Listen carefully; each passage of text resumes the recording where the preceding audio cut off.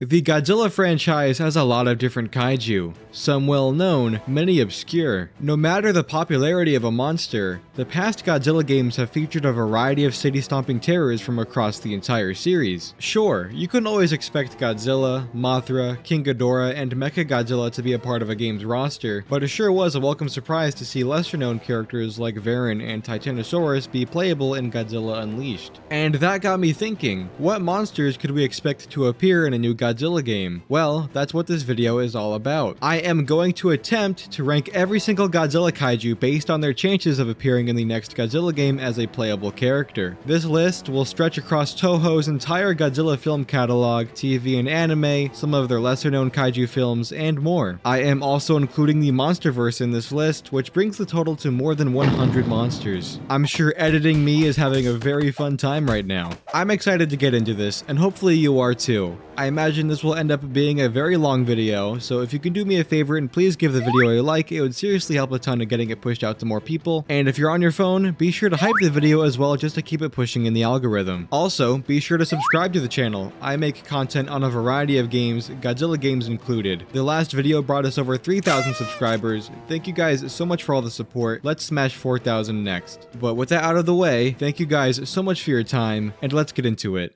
So let's establish a few parameters before we start the ranking. I pulled from the depths for some of the monsters on this list, and I know I don't have them all here. The list is pretty big as it is, and throwing some ultra obscure monster that only the most die-hard kaiju fans would maybe know just seems arbitrary. And trust me, many of the picks here are bordering on that already. Also, for the Monsterverse, not every single Titan is going to appear on the list because most of them would be filler for the sake of filler. Don't worry though, there are still plenty of them on here. But if you think I'm missing something, please be sure to leave a comment. Next, the many monsters in the Godzilla series have multiple iterations, some with noticeably different appearances and abilities. So, for significant enough monsters, I will include their multiple versions on this list, even though realistically only one, maybe two would be playable characters. Also, this whole video is just assuming that the next Godzilla game will be a fighting game with a roster to choose playable monsters from, but that could very well not be the case. It could be an entirely different game where you only play as Godzilla or as a human, or maybe it's a fighting game but the roster is full of versions of these monsters with entirely original designs made for the game. This whole thing is for fun. We obviously don't know what's coming. All we know is that Toho will be investing in developing console games of some kind.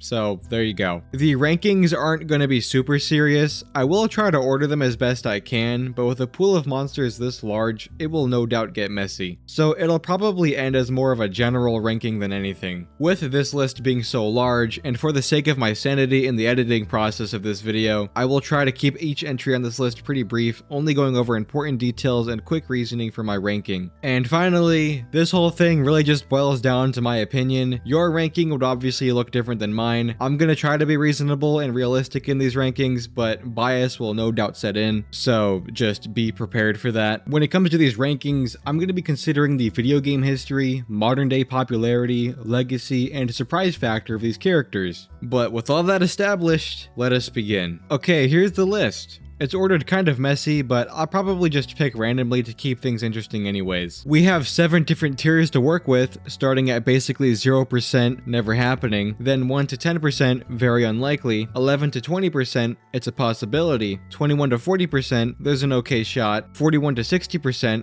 about a 50-50, 61 to 80%, probably will happen, and nearly 100%, basically guaranteed. So the first entry here that shows up is the antagonist titan of the Monsterverse game, Kong Survivor Instinct, Abaddon. This is a highly aggressive spider-like titan that can shoot webbing and create little spider underlings known as the Plague Weavers. Through the use of small spiders, Abaddon can control them to enter corpses and reanimate them. A cool ability for sure, but I don't know how much of this would be relevant in a fighting game, and I can't say much more since I haven't actually played this game yet. It has a cool design, I like the skull feature it has on its exoskeleton, but I don't see Abaddon making another major appearance past this game, so I'm putting it in the basically 0% tier. Up next, we have our boy, Anguirus, specifically the Final Wars version that gets kicked around like a soccer ball. I like this design for him. He's a bit more rotund, and the spikes on his carapace and around his body are really menacing. I especially like how they culminate into an ankylosaur club-like feature on his tail, but we don't really get to see that used in the film. Though I do like this version of Anguirus, it's not as most prominent and not the version that's been used historically for games, and I just don't see that being any different for a new game, but I'll be a bit generous and slot him in the bottom of the 11 to 20% tier because I think there is a small chance that they use this design over his Showa one. We'll pick randomly for this next one.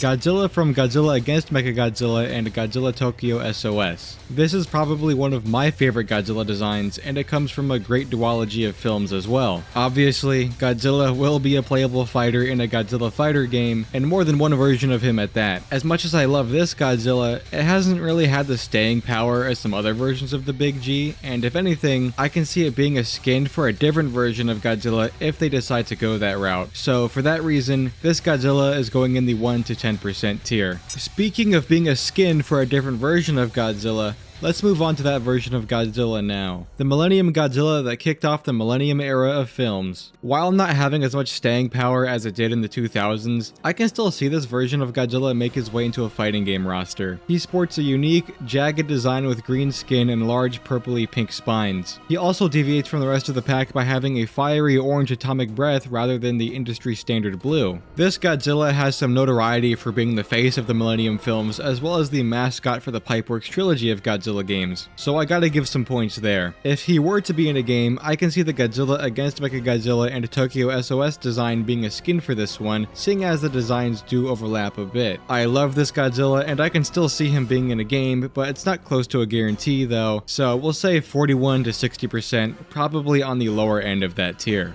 Going random again, we have Mechagodzilla from the new Godzilla the Ride Great Clash. This Mechagodzilla is from a new virtual ride directed by Takashi Yamazaki, who directed Godzilla -1 and the previous Godzilla ride attraction. This design is cool, taking elements from both the Toho and Monsterverse designs. It has a green laser beam, which is different for the character, but it's definitely not as well known as the other Mechagodzillas, and those versions would absolutely take priority over this one. Again, great design, but I can't see it taking up a precious roster slot. With it being the newest Mechagodzilla, there might be some slim chance for it to show up in a game, but I can't go higher than the lower end of the 1 to 10% tier. By the way, when I'm picking random, I just mean I'm letting a random number generator dictate what monster I talk about next, which I'll probably do for most of this list. Speaking of which, Kong from the Monsterverse. Global superstar, king of Skull Island, king of the Hollow Earth, and now king of his people, this dude is a beast. He is the face of the Monsterverse right beside Godzilla. He would make for a really fun character to play as, standing out among the radioactive lizards, three-headed space dragons, giant bugs, and robots. I can see him being pretty agile and having this almost brawler/grappler framework, though he probably won't have much in the HP or defense department. It'd also be cool to see him utilize his axe and maybe his beast glove in some way. If the next Godzilla game has Monsterverse representation in it to any extent, which I think it will, Kong is absolutely gonna be there, so he will be our first near guaranteed fighter. Up next, a beloved kaiju that has seemingly grown more and more popular despite only appearing in one film. We have Biollante. She is a monstrous plant beast that originated as an experiment fusing Godzilla cells with a rose into the cells of her creator's dead daughter. Biollante is huge, with a crocodilian jaw that spews corrosive acid. She also has giant vine tendrils tipped with her own jaws and can turn into a cloud of spores for major transportation. She has appeared as a playable character in past Godzilla games, traditionally as a mid-range monster, outspacing opponents with her tendrils, but she can also rush you down very easily. Her popularity is deserved because she is an iconic monster, so I think I'll put her next to Kong as another near guaranteed pick, though I can also see her being in the tier below, but still on the high end. A more obscure monster up next, and one that doesn't even originate from a Godzilla film. We have Dagora from the Rebirth of Mothra 2. He also makes a very brief appearance in Godzilla Planet of the Monsters. Looking like a mix between a dragon and a frog, Dagora was created by an ancient civilization to clean up pollution, but he kinda went rogue and killed everyone. He reappeared in the modern day to do the same thing, but was stopped by Mothra. Dagora can fly, shoot toxic starfish from cannons on his shoulders, shoulders, has an energy beam, can shoot lasers from his dorsal fins, and create lightning vortexes because if there's one thing the Heisei Toho films love to do, it's energy weapon spam. I think Dagura can have a really cool playstyle, having a good mix of zoning and up-close tools. But as cool of a character as I think Dagura is, I'm not sure if he would ever turn up in conversation for a Godzilla fighter game, though I can maybe see Toho wanting to throw in a couple really out of the blue characters, and Dagura would fit nicely in that role, but I don't know. I'd love to see him in a game, but it's quite unlikely, but because of that Godzilla anime cameo, and being a pretty cool obscure monster that has potential to reappear later on, I'll put him in the 1 to 10% tier, perhaps closer to the top. Another obscure monster, and more of a throwaway one at that, Kamibus from the 1970 Toho film Space Amoeba. Kamibus came to be when a space amoeba possessed and mutated a Matamata turtle, turning it into a kaiju. Kamibus' abilities don't extend much further than what a normal turtle can do, albeit on a much larger scale. Not much else to say here. I think our general feelings on Kamibus can be summarized in how he appeared in Tokyo SOS as a washed up carcass killed by Godzilla off screen. It's a fine monster, but not one that would really ever be in the running for a roster slot. So basically 0% tier you go, Diet Gamera. A monster that would absolutely be in the running for a roster slot is the Mechagodzilla with the coolest design in my opinion. Kiryu from the Kiryu saga. This Mechagodzilla is built around the skeleton of the original Godzilla that attacked in 1954, and can sometimes fall under control of Godzilla's spirit. Kiryu is a jack of all trades character. He can apply tons of pressure from a distance with missile barrages and lasers,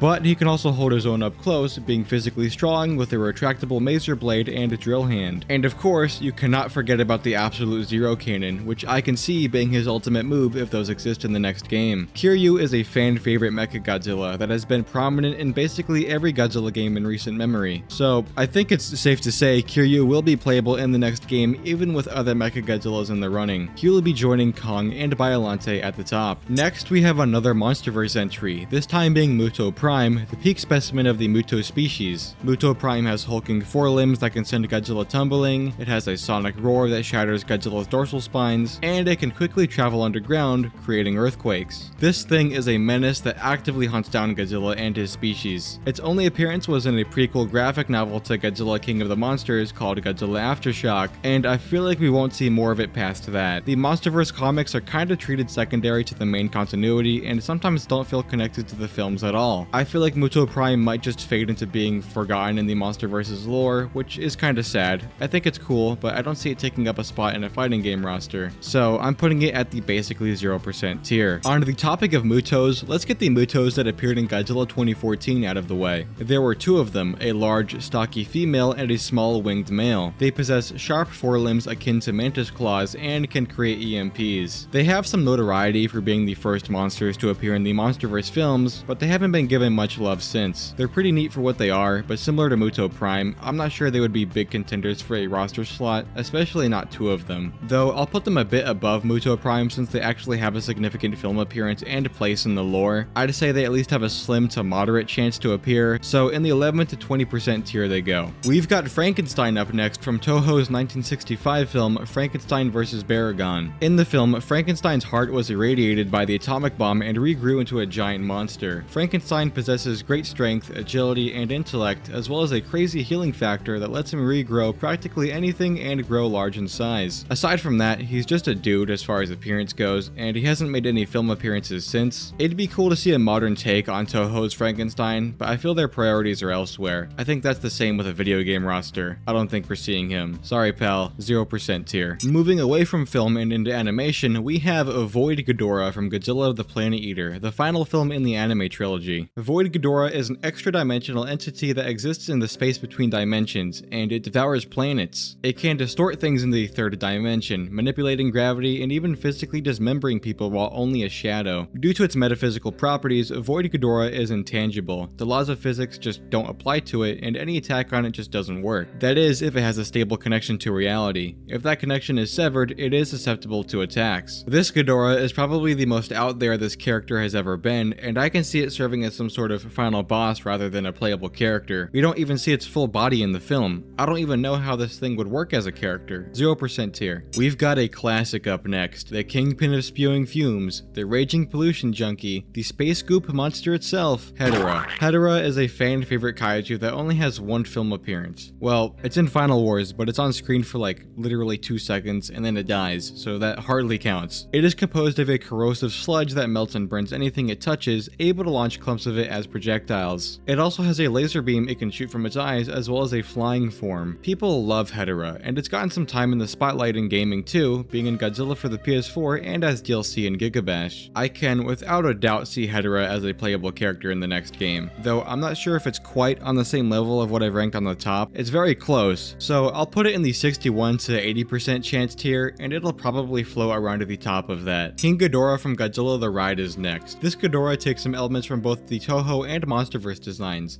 which is cool. I don't have too much to say on this one. It has all the Ghidorah bells and whistles, which we'll get into later. I feel like almost any other Ghidorah would probably take priority over this one. It's cool, but I can't realistically say it'll be playable in a game. It might have more of a shot than the bottom tier monsters, so I'll put it at the 1 to 10% tier. Stepping up to the plate is Jet Jaguar, the singular point version specifically. This is a fun take on an already fun character. It's more robotic and has a highly adaptive AI controlling it. It's small in size, but it grew rapidly to challenge Godzilla from the orthogonal diagonalizer. It wields a spear fashioned from one of Anguirus' horns, which is really cool. It would make for a quite different playstyle because you don't get to see too many monsters wielding weapons. For some reason, I honestly think this Jet Jaguar has a chance of being a character, and an interesting one at that. Not a great chance, but a chance nonetheless. It's a really cool modern take on the character, but I feel like the original version still has a way higher chance. But I'll rank this guy in the 11 to 20% tier, maybe even just above the Mutos. This next one is kind of a needless addition, and that's Crystalac, and we'll throw Obsidius in there too. These two monsters are Pipeworks' original creations that debuted in Godzilla Unleashed, which they developed. I don't think the fan reception of them is too warm, and their reappearance in a game would be contingent on Pipeworks developing it, which likely won't be the case. Even then, I don't think they'd bring them back when they could fill those slots with literally anything else. I don't mind the designs, but I'm not missing them either. I think they go to the bottom of the bottom. The random number generator has decided that I'll talk about Kumonga now. This is a giant spider kaiju that shoots webs and likes to get thrown into the sun. Kumonga has always bordered on being more of a fodder kaiju than anything, and it's not making the top cut for a game roster, that's for sure. I think it has slightly more star power than some of the monsters in the bottom tier, so I'll be a bit generous to Kumonga and put it at the bottom of the 1 to 10% tier. Our queen of the monsters, Mothra, is next. This is the Mothra from 1992's Godzilla vs. Mothra. This iteration of the character is probably the most prominent across Godzilla media, and especially video games. It's kind of become the default Mothra look. I can't complain, it's a great design. She has flight, energy beams, and scales to reflect energy attacks. Mothra is absolutely going to be playable in the next game, and while I can see a couple different versions of her being playable, if I had to pick one, this would be it. She goes to the top at the basically 100% tier. This one is cool. We have the Gemstone version of Megalon. This Megalon came from a short animated film by Gemstone celebrating Godzilla vs. Megalon's 50th anniversary, and it is a really cool redesign for the character. It retains basically all of the character's traits: drill arms, horn beam, napalm bullets, and fast flight. Though the original Megalon is definitely more likely to join the roster, I think there is a world where we do see this Megalon join the fight. Still not very likely though, so it goes in the 1 to 10% tier, right under Daggera. Okay, we have the Queen Dragonfly herself, Megaguirus. She is the queen of the Meganula and is equipped with sharp pincers, gnarly teeth, an energy-draining stinger, and crazy fast flight. She was also capable of launching a massive fireball at Godzilla after draining his energy. Megaguirus was featured in 2 of the Pipeworks games, but I think that was more of a result of her being one of the newest Toho monsters at the time. I think today she'll have a harder time working her way into the roster. She's great, but not a heavy hitter for sure. I'll put her in the 21 to 40% tier. I don't even know why I put this on the list, but up next we have the giant condor from Ebirah Horror of the Deep. It's the most self-explanatory monster on this list. It's literally a giant condor that does condor things. It attacks Godzilla, gets fried, and plummets to the ocean. I would say this would be funny as like a joke character, but I don't even know how you can make this a fun or interesting character compared to the cast we're working with here. Sorry, bud. You just don't have what it takes. Going into the basically 0% tier, and near the bottom at that. We have another Mechagodzilla, and this time it's the one that we don't even get to see. It's the Mechagodzilla from the anime trilogy. This thing has a weird design, and we don't even get to see it in action because it's destroyed before the events of the films. The only form we really see it in is Mechagodzilla City, where the nanometal and AI from Mechagodzilla form a giant metal fortress called Mechagodzilla City. How cool. Yeah, I don't think this one is making the cut. It's going next to Kamibus. Next is the literal edgelord himself, Gigan. The Final Wars version specifically. Gigan has got to be one of the most badass kaiju out there in any continuity, but this design amplifies that like 10 times. He is armed to the teeth with sharp edges, sporting scythe-like metal arms that later get upgraded to chainsaws in the film. He has grapples he shoots out from those arms to ensnare monsters, and the claw at the end of his tail can grab monsters too. And obviously he has lasers and a crazy lethal buzzsaw that runs down his entire upper body. It is honestly really hard to gauge which version of Gigan would be a playable character. There is no doubt in my mind that Gigan would be a character, but both of the Showa and Final Wars versions are very iconic and both have been very well represented in games. It's honestly a toss-up in my eyes, but I'll give the slight edge to Final Wars Gigan, pun intended, and put him as a near guarantee. And since I did mention the Showa Gigan, I'll put him at the top of the 61 to 80% tier because I think he's almost as likely to show up instead of Final Wars Gigan. Their positions are interchangeable in my opinion. Another rebirth of Mothra villain up next,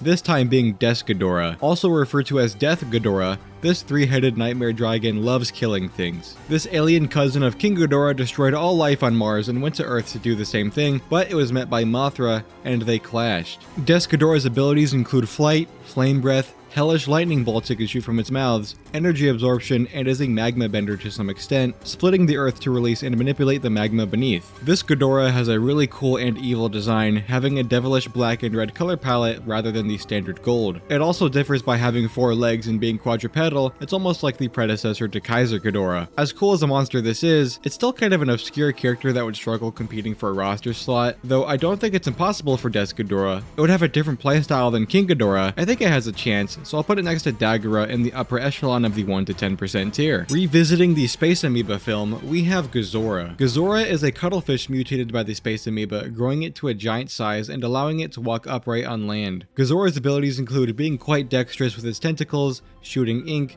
and dropping the temperature of the air and water around it to freezing temperatures. Gazora's only movie appearance has been the 1970 film, but it did appear as a boss in the Godzilla NES game, which is not a bad showing at all. I think Gazora is funny, and it might be in the running as far as out of the blue picks go, but it won't be a top contender in that category. I think it is more likely than Kamibus for sure, so I will put Gazora in the 1 to 10% tier, right under Gemstone Megalon. Up next are the spawn of Frankenstein, Sanda and Gyra from the 1966 film by Toho, War of the Gargantuas.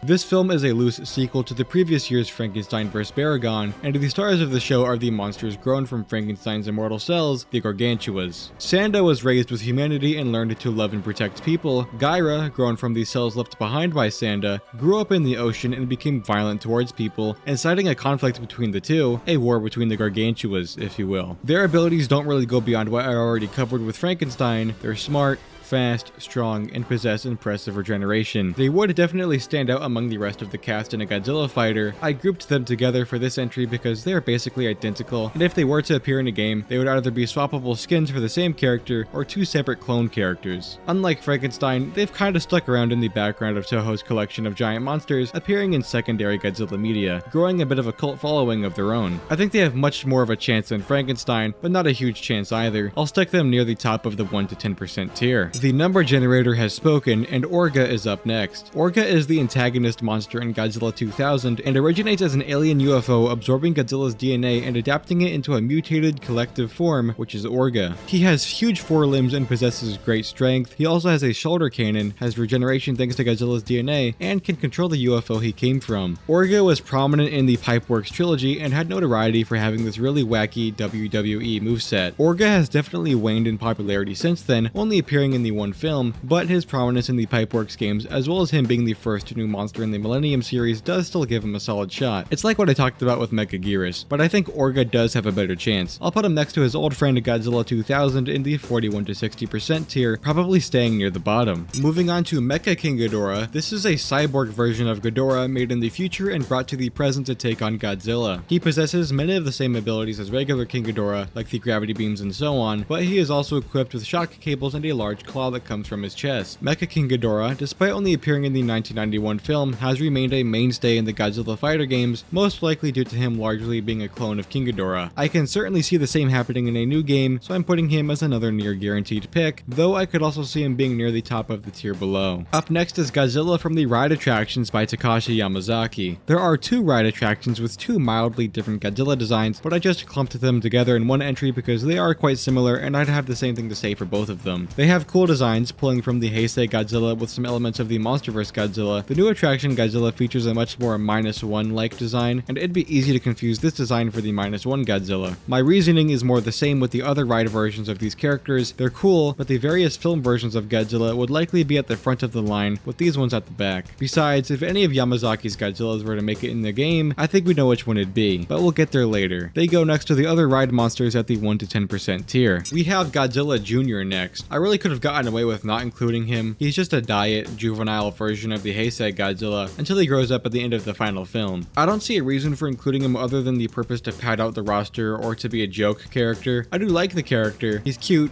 but I wouldn't want him in my game, especially with so many other monsters in the running, and I think that sentiment would be shared by Toho and the game developers. Bottom tier. Heisei Mechagodzilla is next, another iconic version of the character, but practically all film versions of Mechagodzilla are iconic, which makes ranking them on here a bit hard because I think they all deserve to be in this game's roster. They all have different designs, origins, and abilities, making them one of the most varied characters next to Godzilla. This Mechagodzilla is loaded with so many weapons, it's crazy. It would be more of a zoner than Kiryu would be, utilizing a barrage of missiles, energy weapons, and shock anchors. It's built from the remains of Mecha King Ghidorah and is a lethal weapon against Godzilla. This Mechagodzilla has been prominent in all the Godzilla fighter games, and I really don't see it being different for a new one. This Mechagodzilla goes in the nearly 100% tier. Burrowing his way into the conversation, we have Baragon, specifically the one from Frankenstein vs. Baragon. This dragon, dog, lizard, rhino thing is exceptional at burrowing, able to disappear under the earth in mere seconds. He has strong claws and can shoot a heat ray, and that's the extent of his abilities. Baragon has a very charming, almost puppy-like design that really speaks to me, though there is another version of him that I think would have a much better shot of being in a game, so we'll save the discussion for then. For this guy, he goes near the bottom of the 1 to 10% tier. Batra is next. He is the antithesis to Mothra, seeking to destroy humanity. His only film appearance is the 1992 Godzilla vs. Mothra film, but he has remained quite prevalent in other media since then, like comics and video games. Batra has many energy-based abilities similar to Mothra, and even has a killer larval form too. Batra has a great design and has remained popular after his film debut, and if the 1992 Mothra is in the game, I can also certainly see Batra appearing as well. I don't think he is quite a near guarantee, but a top contender for sure. I'll slot him in the 61 to 80% tier. We now have our first Rodan entry. This is the Heisei Fire Rodan from the 1993 Godzilla vs. Mechagodzilla 2 film specifically. This Rodan featured in the Pipeworks trilogy and is a quite iconic version of the character. He possesses great flight and speed, as well as a uranium heat ray, unlike most other versions of him. Rodan is absolutely going to be on the roster, it's just a matter of which one. Most other versions have a decent chance in the running too, but if I had to pick one that would most likely show up, I think it would be Heisei Rodan, even considering Showa Rodan being in the PS4 roster. So he goes to the top. The Skull Devil from Kong Skull Island is up next. This is the big bad alpha skullcrawler that Kong faces off against in the climax of the film. This guy is fast and incredibly aggressive, with strong forelimbs and a prehensile tail and tongue. That's about the extent of its abilities. The skullcrawlers are kind of a fodder titan in the MonsterVerse, and they don't really have a chance to be on the roster, especially compared to most other MonsterVerse titans. Maybe it's a bit harsh, but I'm putting the Skull Devil at basically 0% next to Abaddon. Kicking his way in is Gorosaurus. This giant dinosaur first appeared in Toho's 1967 King Kong Escapes film, and later in 1968's Destroy All Monsters. With Gorosaurus, what you see is kinda what you get. He does everything you think he does as a giant dinosaur, and not much more. He does have a signature kangaroo kick, utilizing his powerful tail and legs to leap in the air and deliver a strong attack. Despite the plainness, I think he has a great design and would be a decent pick as an obscure character. I think he has about as much of a chance as those in the upper part of the 1 to 10% tier, so he'll go there. Coming in with another banger kaiju, we have Ebirah. Ebirah is a giant crustacean that made its film debut in 1967's Ebirah Horror of the Deep. A little fun fact about the film that many of you might already know is that Toho initially wrote this to be a King Kong film while they still had the film rights for him, but due to some disagreement, King Kong was written out of the film, with Godzilla taking his place. Ebirah is the kaiju antagonist of the movie, and kind of a similar story with Gorosaurus, what you see is kind of what you get with this character. There are no special abilities or anything, just a big lobster. Ebirah made an appearance in Godzilla Final Wars and was a mini-boss in Godzilla's Adventure Mode in Godzilla Save the Earth. I think its chances are about the same as Gorosaurus's, maybe even a bit less, so 1 to 10% tier. We have the next Anguirus entry, this one being Anguirus from Godzilla Singular Point. He's quite small for a kaiju, but size isn't really an issue with Godzilla games. Heisei Godzilla is like twice the height as Godzilla 2000, but they're the same size in the Pipeworks games. This Anguirus is very spiky, taking an even more exaggerated inspiration from Ankylosaurs. This Anguirus can vibrate his spikes to create an energy field around them to deflect projectiles back at his attackers. Apparently, this ability is actually Anguirus briefly peering into the future to perfectly deflect the projectiles to whoever shot them. Yeah, Singular Point is weird. I like this Anguirus. He's not really your traditional version of the character. I was a bit generous to Singular Point Jet Jaguar because he is a protagonist of the series and is kind of popular in his own right. I can't say the same for this Anguirus, unfortunately. I think he goes near the bottom of the 1 to 10% tier. Up next is the ancient guardian of the Azumi family, King Caesar. Taking inspiration from the mythological Shisa, King Caesar excels in close combat with immense strength and speed. In his Showa debut in 1974's Godzilla vs. Mechagodzilla, he has an ability to absorb, amplify, and fire back energy weapons from other monsters, like he did with Mechagodzilla. He also appears in Final Wars, but I've kinda just put them together for this one entry because they're not too different and King Caesar isn't really a super popular character to begin with. That said, he has appeared in various other media outside of the films. He was playable in Godzilla Unleashed and is quite beloved in the Godzilla fandom. I think he has a solid shot to be in the new game's roster, nothing crazy, but respectable. He goes next to Mechaguirus in the 21 to 40% tier, near the top.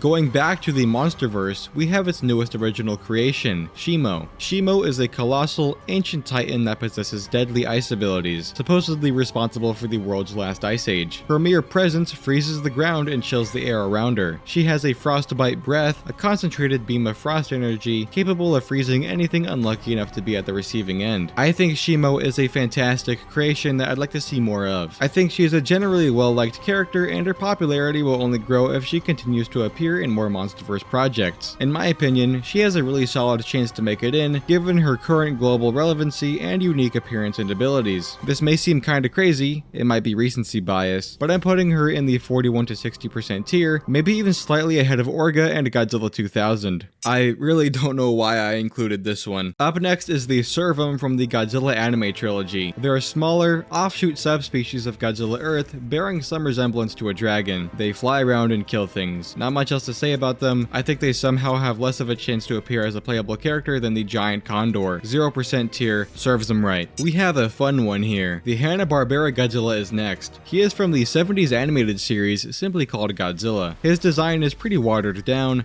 having smooth, solid green skin and small dorsal fins. This Godzilla is very physically strong and is equipped with fire breath from both his mouth and nostrils, as well as heat vision, being a very capable welder with them. He is a fun version of the character, far from a traditional Godzilla, but he has his own charm. That said, he wouldn't have a huge chance of being an actual character, though it would be funny. I'm not sure if it would be 0%, it probably is, but I'm still putting him near the bottom of the 1 to 10% tier. Godzilla Ultima, the extra-dimensional avatar of destruction from Godzilla Singular Point, is up next. Similar to Void Ghidorah, this is another character I can see being a final boss rather than a playable character, though I think you can incorporate Ultima into a roster if you wanted to. He is quite the deviation from the traditional Godzilla, being a destructive entity from another dimension manifesting as Godzilla Ultima, terraforming his surrounding area to distort space and time. He has a devastating concentrated beam of atomic breath, has rapid regeneration, his blood can erupt as dangerous tendrils, and he is always emitting the red particle archetype, which distorts the space around him. He can't really die, you can only have his connection to reality severed, similar to Void Ghidorah. As far as appearance, he is not super out there and can fit on a game's roster. I'll put him next to Singular Point Jet Jaguar in the 11 to 20% tier. Now, we've got the Monsterverse's other new original creation, Scar King. He is an ape titan like Kong with a more nimble, lanky build. Scar King is proficient in close combat and made even more lethal with his whip slash, fashioned from a titan's spine and a sharp blue crystal, able to control Shimo and rule with fear. He would make for a really unique fighter, one of the few that would actually wield a weapon, and would serve as a nice antithesis to Kong in a fighting game roster. I think he has as much of a shot as Shimo would at this time, 41 to 60% tier. Next, Manila. Yeah, I hope not. Giant Condor tier. We have another animated Godzilla next. This time, it's Godzilla from the 1998 Godzilla, the series. He is the only remaining offspring of Godzilla from the 1998 film, and is a bit different from his predecessor. Godzilla Jr. here is surprisingly capable in physical combat, much more durable against traditional weapons, possesses a healing factor, and has his own green atomic breath. He is honestly really cool, and I'd rather him show up in a game than the actual Godzilla 1998 or Zilla, though I do think they're more likely than him. It'd be kind of funny if this Godzilla and the Hanna-Barbera Godzilla were to show up in a game with a cel-shaded look to mimic the cartoons they came from, but I don't think we'll ever see that because they're not very likely to join. So I will put this Godzilla next to his Hanna-Barbera cousin near the bottom of the 1 to 10% tier. The freak of nature himself is up next, Godzilla from 2023's Godzilla -1. Though we've never seen this Godzilla in a combat situation, it's likely we'll see it happen in the next film by Takashi Yamazaki, which is a -1 sequel. This Godzilla is relatively slow and lumbering, only occasionally making bursts of movement. As far as physical capabilities, he's not much different than a traditional Godzilla, though what makes this guy different is that he possesses a near instantaneous healing factor, as well as an atomic breath that literally acts like a nuclear bomb. I can see this Godzilla acting like a real force of nature in a game, dealing crazy damage with his atomic breath and being hard to kill because of his regeneration. He would probably move slow though, and his blast would probably have a cooldown. This Godzilla is also special because he's the only one with an Oscar. I do think this Godzilla has a solid shot of being in a game roster. He wouldn't be the go-to Godzilla, but I can see him in there for sure. He'll go next to Godzilla 2000 and Scar King in the 41 to 60% tier. Another Rodan flying in, this time it's the Monsterverse Rodan. This terror of the skies is a living volcano, imbued with the power of the molten earth, being biovolcanic in nature and heating up his surroundings. He can fly at supersonic speeds and is quite adept in aerial combat. I love this design for Rodan, and I can for sure see him ending up in a video game roster. I think he has a solid shot, even more so if he reappears in the Monsterverse. For now, I think I'll put him near the top of the 21 to 40% tier. We have the last Gigan of the list, being Gigan Rex, who appeared in Gemstone's Gigan 50th anniversary animation, Godzilla vs. Gigan Rex. Though Gigan originates as an alien, Gigan Rex is even more alien. He is this bloody red color with a purplish pink visor. He can levitate, has a chest laser, can telepathically command his Gigan soldiers, and of course retains his deadly blade arms. What this Gigan lacks in the chest buzzsaw department, he makes up for in splitting his arm blades into extended buzzsaw whips, covering a massive range. This is such a weird and equally cool take on the character in my opinion. I know the Gigan soldiers can also be an entry, but just let the entry for Gigan Rex be for both of them. I can see Gigan Rex utilizing the Gigan Miles soldiers as part of his moveset anyway, playing like a zoner character that can keep distance with his saw whips and chest beam. As cool of a monster this is, I'm not sure when he would realistically pop up in conversation to be a playable character. I don't think it's impossible, so I'll put him a bit above Gemstone's Megalon in the 1 to 10% tier, because he is a more of a distinct reinvention of the character than Megalon. Another character that I probably could have gotten away with not including, the Ion Dragon from Monarch Legacy of Monsters. The Ion Dragon appears in this Monsterverse TV series as the kind of Titan antagonist. It gets absolutely thrashed by Godzilla in a pretty cool fight in all honesty, but it's not worth me talking anymore about this character. It's not going to be in a game roster, 0% tier. We have Snow Godzilla up next. This is a version of Godzilla that briefly appeared in the 2019 Shinkalion animated film. As the name suggests, this Godzilla is snowy and can shoot a snow breath and potentially cause blizzards just by standing around. He still has his atomic breath too. This is a cool Godzilla design.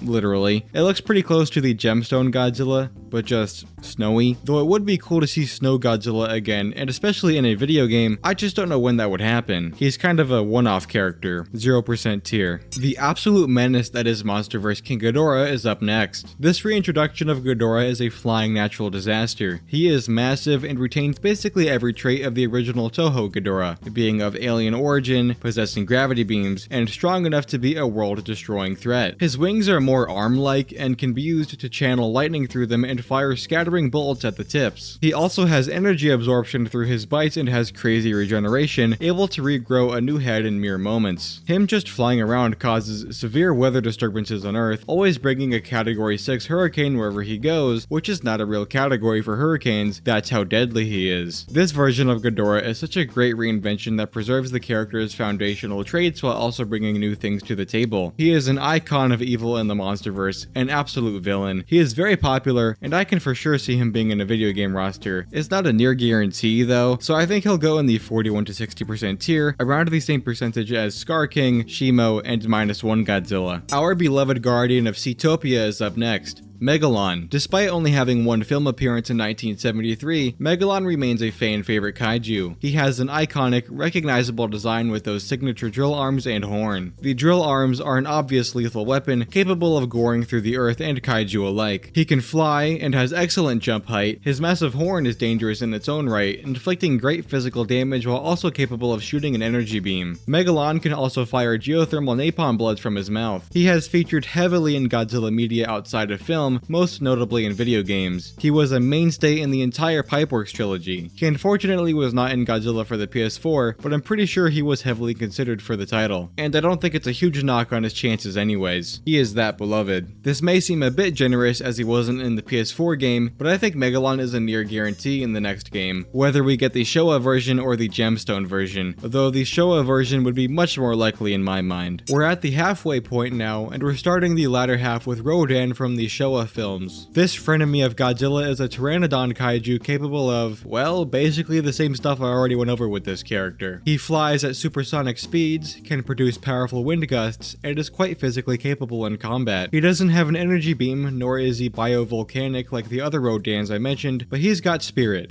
This Rodan was often outshined by the Heisei Rodan in many Godzilla games, but he was playable in the PS4 game, specifically his 1956 appearance, which counts for something. At this time, I do still think the Heisei Rodan is more likely, but I can for sure see this one showing up instead. I can't imagine there would be more than one Rodan on a roster. If there were, it's one Toho Rodan and then the Monsterverse Rodan. I think he's about as likely as the Monsterverse Rodan to appear, so he'll go next to him near the top of the 21 to 40% tier. Rounding out the Space Amoeba trio is Ganimus. I'm not actually too sure how to pronounce this one. Anyway, like with Gozora and Kamibus, the Space Amoeba possessed and mutated another Earth animal, this time being a rubble crab. Ganimus is capable of many crab feats, though on a much larger scale. It doesn't really have any special abilities, and is probably the least known of the Space Amoeba monsters. I think Gozora is the only one of these monsters that may be a playable character, and that's a pretty slim chance to begin with. Ganimus joins Kamibus in the basically 0% tier. Next is the star of the Rebirth of Mothra trilogy, Mothra Leo. This Mothra is insane as far as abilities go. I don't even know where to begin with him. I mean, he can fly, obviously. He can shoot 3 beams from his forehead, a big beam from his chest, can shoot lightning from his wings, summon giant pillars of energy, can split into a bunch of little energy moths to swarm an enemy, can take on a handful of different forms with their own crazy abilities, and more. This Mothra is a freaking deity, which is fitting for the character. He hasn't really featured prominently in video games, though he does appear on the case art for Godzilla Save the Earth instead of the actual playable Mothra for some reason. Despite that, I don't think this Mothra has a 0% chance of making it in. He's a unique take on the character, and a somewhat recognizable one, sporting many crazy abilities that would differentiate him from another Mothra on a roster. This may be generous, but I'll slot Mothra Leo a tier above his enemies, going near the bottom of the 11 to 20% tier. Big boy Godzilla Earth is next. This is the largest version of Godzilla, standing at 300 meters or nearly 1,000 feet tall, though I'd imagine he'd be sized down a bit to fit with the rest of the cast. This is another character I can see being a final boss rather than a playable character because of his sheer size and crazy abilities. He is basically invulnerable, capable of generating an impenetrable force field around him. His atomic breath is a concentrated beam capable of one-shotting most monsters and destroying cities in a single blast. He has a roar that can cause shockwaves and can swing his tail to release a plasma cutter wave. He can go burning mode too, raising his body temperature significantly and melting his surroundings. He is also a plant, by the way. I can maybe see this Godzilla being a playable character, though I think the boss battle role could be more fitting for for him. That said, he has a unique design and origin, and has some special abilities that would differentiate him from other Godzillas on the roster. I'll put him in the 11 to 20% tier. Our helpless pal Baragon from GMK is next. This version of Baragon is a guardian monster, along with Mothra and King Ghidorah, who appears to protect Japan from Godzilla. He's a bit on the smaller side, but he makes up for it in being nimble and able to burrow quickly, though nothing really helped him against Godzilla. He doesn't have his heat ray from the Frankenstein film, but he does have something like it in the Pipeworks games, where this version of Baragon is playable. His game appearances do give him a good chance in the running to return in a new roster, and his outing in GMK has captured the hearts of many fans, making him a beloved kaiju. He's just a little puppy dog dragon thing trying his best to help out. He goes in the 21 to 40% tier. We now have Zilla up next. I'm lumping Zilla and Godzilla 98 as one entry for this list because they really are just the same character, both in appearance and capabilities. Zilla, as he appears in the 1998 TriStar Godzilla film, is an irradiated iguana, mutated by nuclear testing, and somewhat resembles the Japanese Godzilla. He is quite agile and adept in burrowing. He also displays some feats of intelligence in the 98 film as a means to avoid the military because this creature is vulnerable to conventional weaponry. Zilla does not have the atomic breath, but in the Godzilla 98 film, he has a flammable gas breath that can ignite and blow cars away. Though he first arrived to seething reviews and being played as a joke, fans have come to actually like the character of Zilla and have wanted to see him in newer material. He has appeared in things like comics, but not really in games. Despite that, I think his growing popularity with the fans and the infamy he lives in give him an okay chance to be on a roster. I honestly think it's a matter of time before his next big appearance, so I'll put him at the top of the 11 to 20% tier. Perhaps the strongest monster on this entire list, if you can believe it or not, we got Kamacuras. Kamacuras is a big mantis and would honestly be too powerful and scary to add to a video game, so it goes next to Kamunga, which is also too powerful and scary, at the bottom of the 1 to 10% tier. Next is Mogira, as it appears in 1994's Godzilla vs. Space Godzilla. Mogira is a mech who is made from the salvaged parts of Mechagodzilla, which before was built from the salvaged parts of Mecha King Ghidorah. Mogira can split into two separate vehicles, the Land Mogira and the Star Falcon. Mogira has abilities synonymous with most giant mechs in the Godzilla universe. It has eye lasers, chest lasers, missiles, and more. Its face is also tipped with a powerful drill. Mogira is quite mobile, able to scoot quickly across land thanks to its treads, and can even fly in the vacuum of space. It's not the most popular mech character, but it has appeared in the Pipeworks games as a playable character, and I can see it happening in a new game too. It'll go in the 21 to 40% tier. Another Showa one-off monster, Titanosaurus from 1975's Terror of Mechagodzilla. Titanosaurus is a giant aquatic dinosaur that was put under the control of the Black Hole Planet 3 aliens to be turned against humanity. Titanosaurus is quite physically strong, able to knock around Godzilla and even lift him from the ground with the strength of his jaw alone. Titanosaurus also has a large tail fan that he can unfurl to create really strong gusts of wind. As far as game appearances, his only major showing is being playable in Godzilla Unleashed, which is very respectable, especially only having one film appearance. Titanosaurus has remained a somewhat popular character, and I could for sure see his return in a video game. I'd say he has a modest chance, so I'll put him next to King Caesar and GMK Baragon in the 21 to 40% tier. Next might be the most outwardly evil version of Godzilla, that being Godzilla from 2001's GMK, which is an abbreviation for Godzilla, Mothra, and King Ghidorah,